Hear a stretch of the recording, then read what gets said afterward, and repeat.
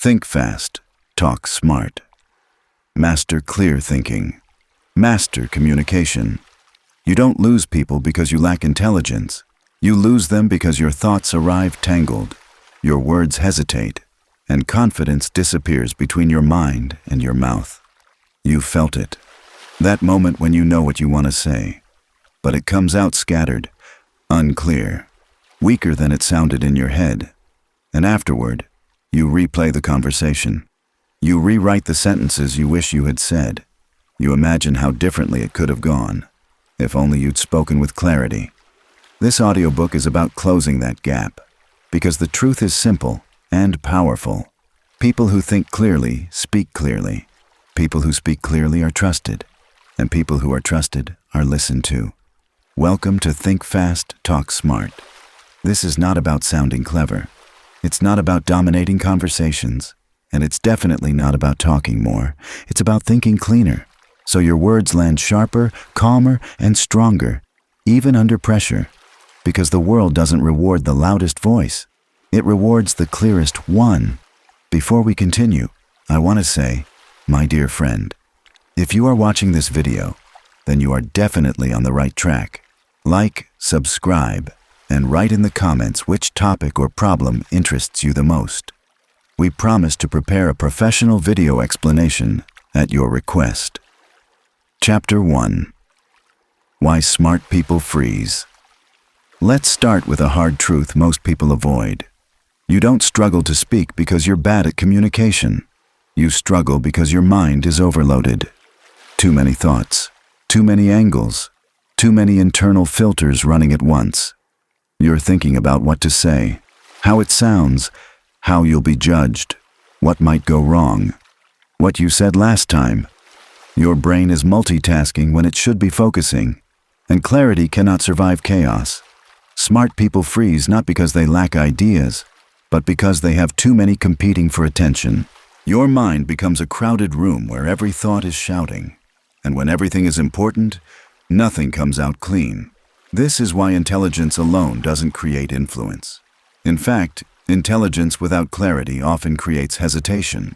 The fastest thinkers aren't the ones with the most thoughts. They're the ones who know which thoughts to ignore. Chapter 2. Thinking fast is not thinking hard. Most people misunderstand what thinking fast really means. They imagine speed, quick comebacks, sharp replies, instant answers. But real fast thinking is filtered thinking. It's the ability to instantly recognize what matters, what doesn't, and what can wait. You don't need more mental speed. You need less mental noise. High-level communicators don't rush their thoughts. They remove friction from them.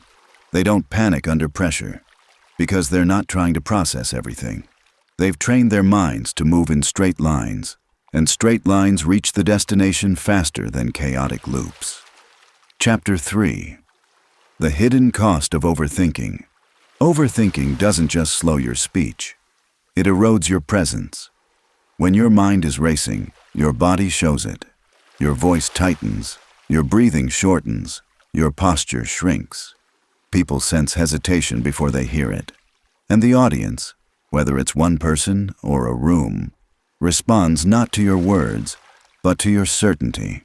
You could be saying something brilliant, but if your delivery is uncertain, the message weakens. Confidence isn't volume, it's stillness, and stillness only comes when your thoughts are under control. Chapter 4. Clarity is a decision. Here's the breakthrough most people miss. Clarity is not a talent, it's a choice. Every time you speak, you are choosing, consciously or unconsciously, between clarity and clutter. Clarity requires restraint. It requires letting go of extra explanations, extra justifications, extra safety nets. Most people speak defensively. They add words to protect themselves. Clear speakers speak deliberately. They trust their message enough to keep it simple. And simplicity is power. Chapter 5. The first rule of smart communication. Before you speak, decide why you're speaking. Not what you want to say, not how you want to sound. Why? Are you informing, clarifying, persuading, connecting. When you don't define the purpose, your words wander. When you define the purpose, your words align. Purpose acts like a compass. It tells your thoughts where to go and where not to. This single habit instantly sharpens communication. Most people talk to talk. Smart communicators talk to move something forward. Chapter 6. The pause that makes you sound confident. Here's a secret few people practice. Silence is not weakness. Silence is structure. The pause before you speak is where clarity forms. Rushing into words is a signal of uncertainty. Pausing, even for 1 second, signals control. That pause gives your brain time to organize, your voice time to settle, your presence time to expand. You don't need to fill every gap with sound. You need to let meaning catch up with thought. The most respected voices are never rushed. They are intentional. Chapter 7. Think in outlines, not sentences. Here's how clear thinkers stay composed under pressure. They don't think in full sentences. They think in structures, ideas, points, direction. Sentences are built after clarity, not before it. When you try to mentally script every word, you overload your mind. When you hold only the structure, words flow naturally. Structure frees expression. This is why professionals sound effortless. They aren't memorizing. They're navigating. Chapter 8. Why people trust clear speakers. People don't trust confidence alone. They trust consistency. Clear speakers don't contradict themselves. They don't ramble. They don't backtrack mid-sentence. Their thoughts arrive organized. And organization signals reliability. The brain associates clarity with competence, even when the message is simple. Especially when the message is simple. Chapter 9. You don't need to be perfect. Here's the relief most people need to hear. You don't need flawless words. You need grounded thoughts. Perfection creates pressure. Pressure creates hesitation. Hesitation destroys presence. The goal isn't to impress. It's to be understood. And understanding always beats performance. Chapter 10. The moment. Everything changes. The moment your communication improves is not when you speak more. It's when you think less, on purpose. When you stop fighting your mind and start directing it. When you learn to simplify, filter, pause, and choose clarity over chaos. Because once your thoughts align, your words follow. And when your words follow, people listen. But this is only the beginning. Because clarity is a skill. And skills can be trained. Next part of the audiobook, thinking clearly under pressure. Pressure doesn't reveal who you are. It removes what you rely on. When time is short, when eyes are on you, when silence feels heavy, you don't rise to your best level. You fall to your trained level. That's why some people suddenly become sharp, calm, precise, while others ramble, freeze, or over-explain. The difference is not confidence, it's mental structure. Chapter 11. Why pressure scrambles your mind. Friend, write your opinion on this topic in the comments. Do you agree with us or not? I'm interested to hear your thoughts. Under pressure, your brain switches modes. It stops optimizing for clarity and starts optimizing for survival. Your thoughts speed up, your focus narrows. Your internal critic gets louder. This is not weakness, it's biology. But smart communicators train before pressure arrives. They don't try to think better during stress. They build systems that work despite it. Chapter 12. The one idea rule. When pressure is high, reduce complexity.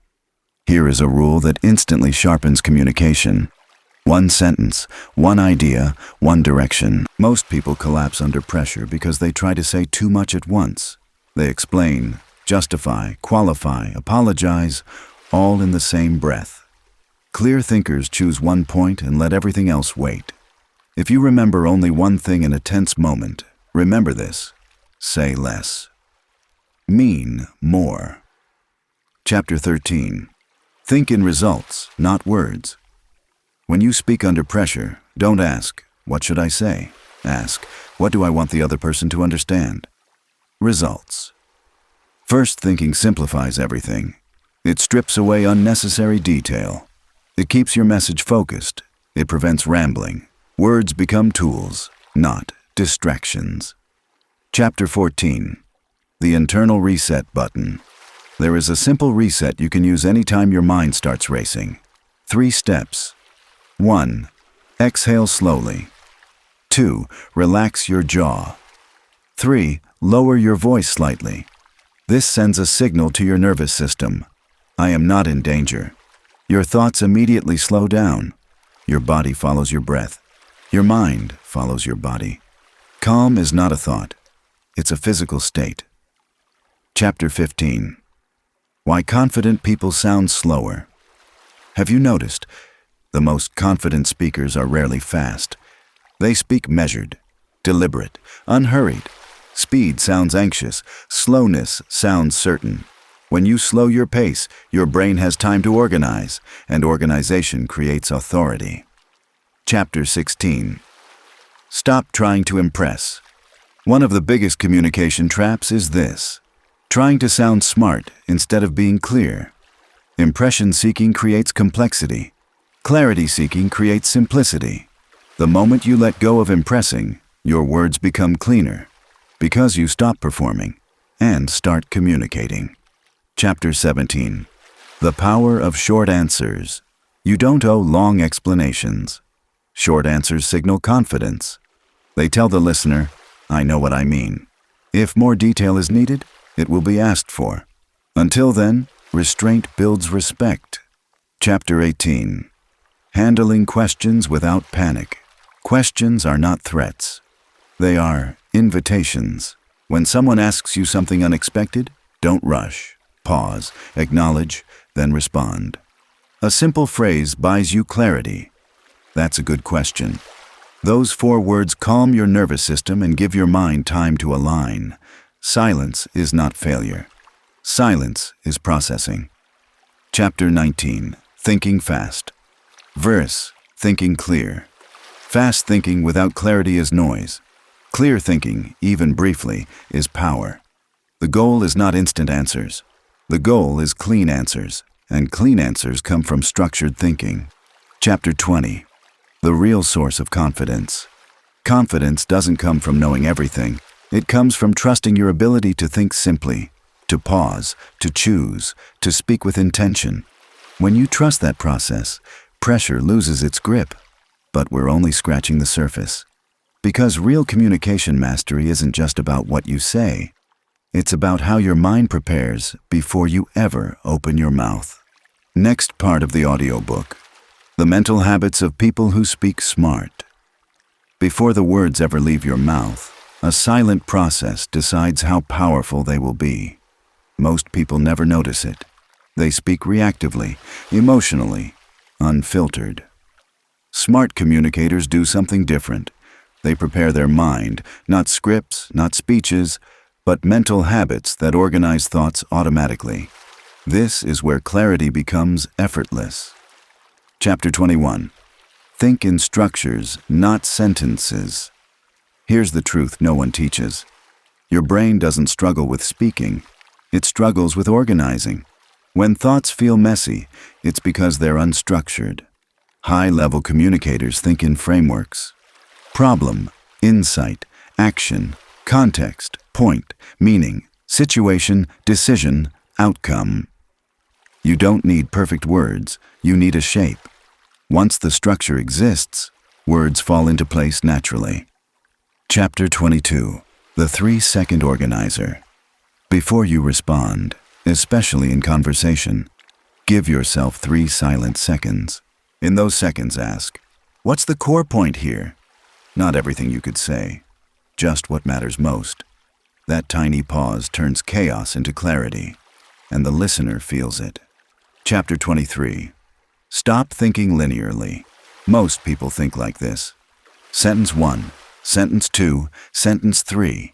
Then they get lost halfway through. Smart thinkers think top-down. They start with the main idea, then decide what supports it. That's why their speech feels intentional, not accidental. Chapter 24. Emotions cloud logic.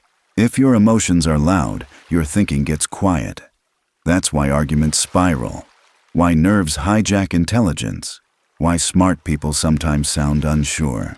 The solution isn't suppressing emotion, it's labeling it. Silently name what you feel. I'm nervous. I'm frustrated.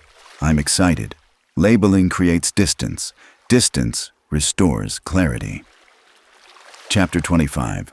The mental filter. Before speaking, pass your thought through this filter.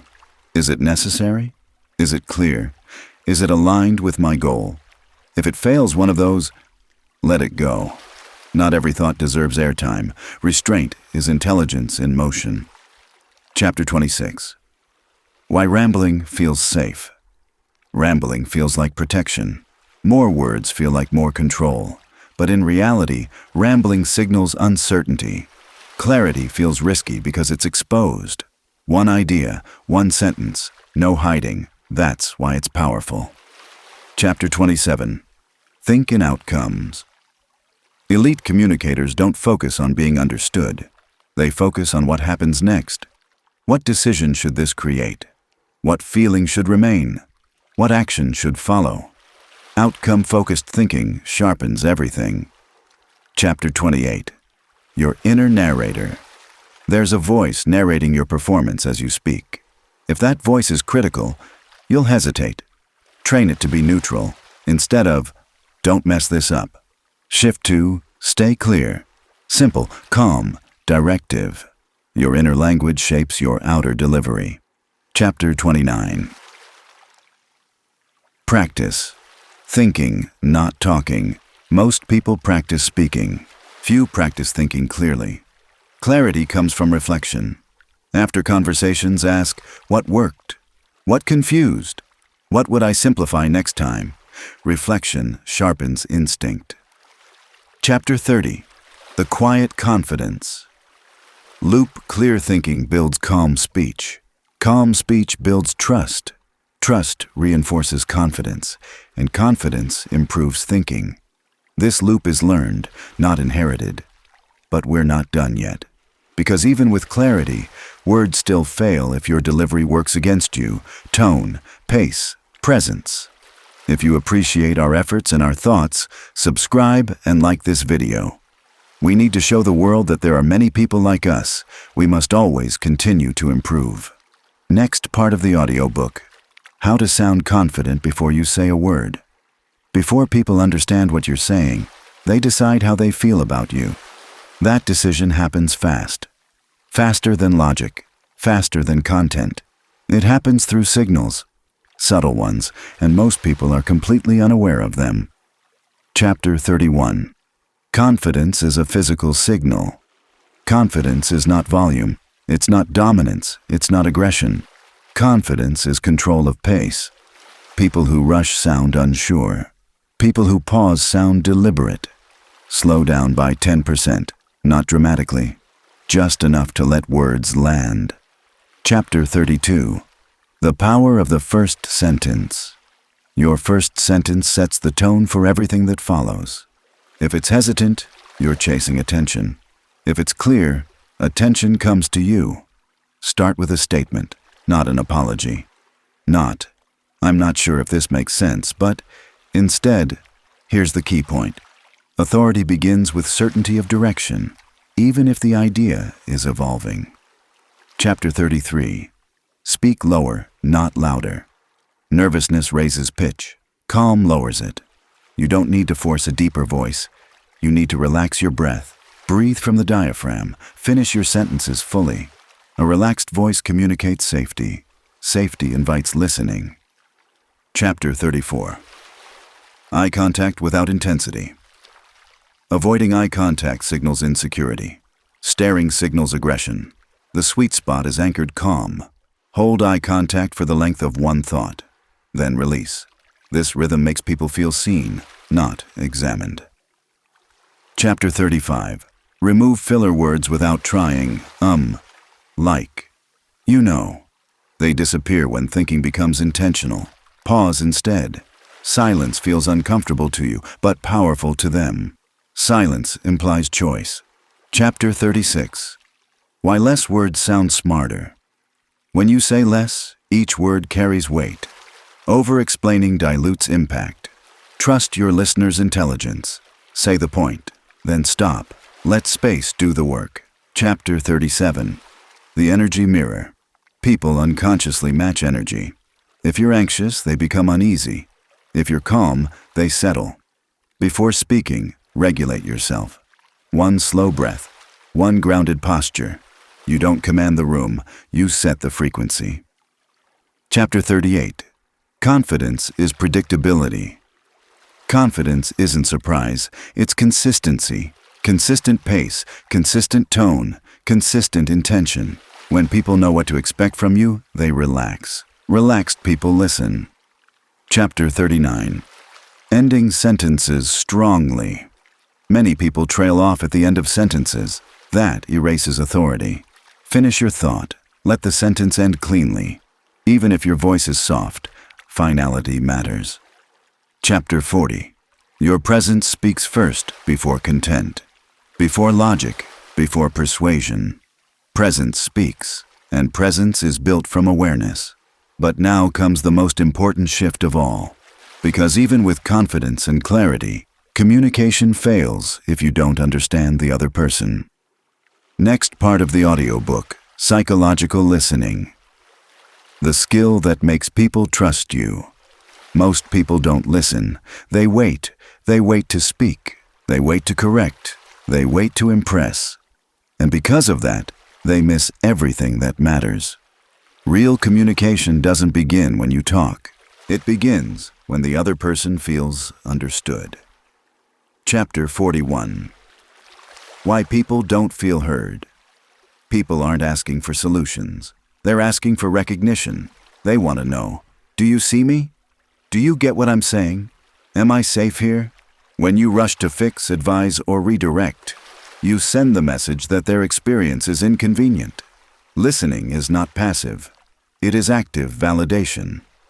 Chapter 42. The 3 levels of listening. Most people listen on level 1. Words. Skilled communicators listen on level 2. Emotion. Masters listen on level 3. Intent. What are they really trying to say? What are they afraid of? What outcome do they want but can't ask for directly?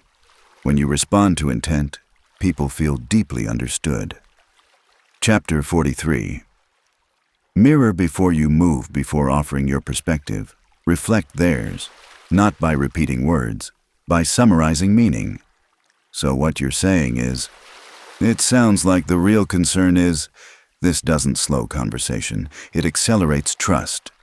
Once people feel understood, resistance disappears. Chapter 44. Silence is not empty. Silence invites depth. When someone finishes speaking, don't rush in. Wait. That pause often brings the real truth. People reveal more when they sense patience. Chapter 45. How to disarm defensiveness. Defensiveness dissolves when judgment disappears. Replace. Why did you do that? With, help me understand what led to that. Curiosity softens walls. Tone matters more than words. Chapter 46. Listen for patterns, not details. Details distract. Patterns reveal truth. Listen for repetition, recurring frustrations, consistent fears. That's where leverage lives. Chapter 47. Validation without agreement. You don't have to agree to validate. You can say, I understand why that felt frustrating, without saying, you were right. This skill keeps conversations calm and productive. Chapter 48. The moment to speak. The right moment to speak is not when you have something clever. It's when the other person feels finished. You'll know. Their body relaxes. Their voice settles. That's when influence begins. Chapter 49. People trust who makes them feel safe. Safety is not softness. It's predictability. Respect, presence. People open up to those who don't rush them. Chapter 50. The listener always leads in every meaningful conversation. The listener controls direction. Because whoever understands first influences last. And now, with confidence and listening mastered, there is one final layer remaining. The ability to think clearly under pressure. When stakes are high, when emotions spike, when words matter most. Part of the audiobook, Thinking Clearly Under Pressure. Pressure doesn't create mistakes. Pressure reveals patterns.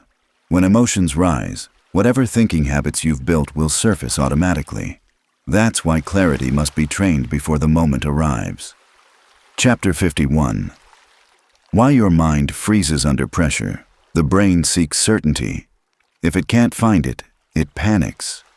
The goal is not to eliminate pressure.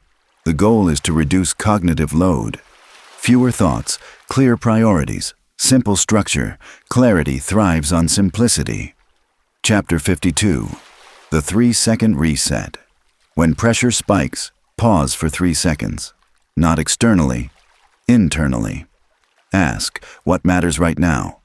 What's the next useful sentence? What outcome do I want? This interrupts panic loops. Chapter 53. Think in outcomes, not reactions. Reactive thinking responds to emotion. Strategic thinking responds to goals. Instead of, how do I sound? Ask, what needs to happen next? Outcomes anchor clarity. Chapter 54. Short sentences create control. Under pressure, shorten everything. Short thoughts, short sentences, clear pauses. Complexity collapses under stress. Simplicity survives. Chapter 55. Detach from winning. Dear viewer, please write in the comments what interested you most in the video. This will help us improve our videos. The need to win destroys clarity. The goal is not dominance. The goal is direction. When you stop trying to win, you start thinking clearly. Chapter 56. Emotions are signals, not commands. Nervousness means importance. Anger means boundary. Fear means uncertainty. Notice the signal.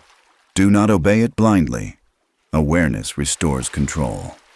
Chapter 57. The power of slow breathing. Your breath controls your mind faster than logic ever will. One slow inhale, one longer exhale. This resets the nervous system.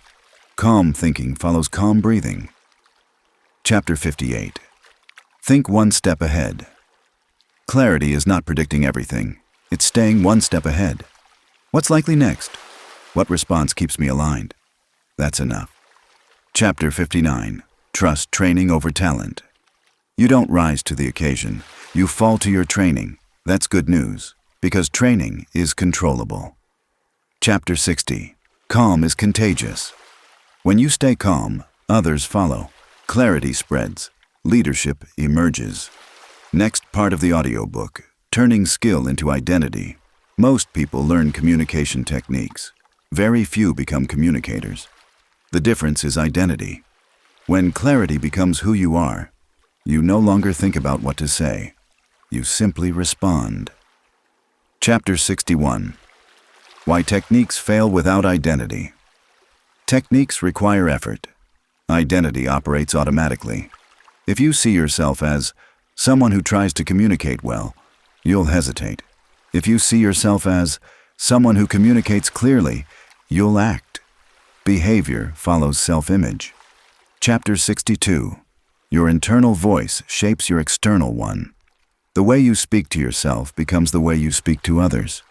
Chaotic inner dialogue creates scattered speech. Clear inner language creates precision. Train clarity internally. First. Chapter 63. Think in principles, not scripts. Scripts break under pressure. Principles adapt. Principles like, speak with intention, pause before reacting, listen for meaning, simplify under stress. When you internalize principles, you never run out of words. Chapter 64. The Daily Clarity Practice. 5 minutes a day. Ask, what did I communicate well today? Where did I rush? What could I simplify tomorrow? Reflection locks in growth. Chapter 65. Confidence comes from consistency. Confidence is not believing in yourself once. It's proving reliability to yourself daily. Show up clear. Show up calm. Show up intentional. The mind trusts patterns. Chapter 66. How to recover from mistakes. Everyone misspeaks. Masters recover quickly. They don't explain. They don't spiral. They reset. Let me rephrase that. Clarity is forgiving. Chapter 67. The quiet advantage. You don't need to dominate conversations. You need to anchor them. Quiet clarity outperforms loud confidence. Every time. Chapter 68. When to say nothing. Silence is a strategy. Sometimes the smartest response is presence without words. Restraint is intelligence. Chapter 69. Communication is self-respect. Clear communication is not persuasion. It's self-respect. It says, "My thoughts matter. So do yours." Mutual respect creates influence. Chapter 70. You are always communicating even when silent, even when listening, even when thinking.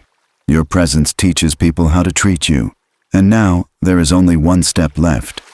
To integrate everything, thinking, speaking, listening, and presence, into a single, effortless flow. The final, next part of the audiobook will show you how. Next part of the audiobook, the flow state of communication. There is a moment when thinking, listening, and speaking stop feeling separate. They merge. This is not performance. This is flow. Chapter 71.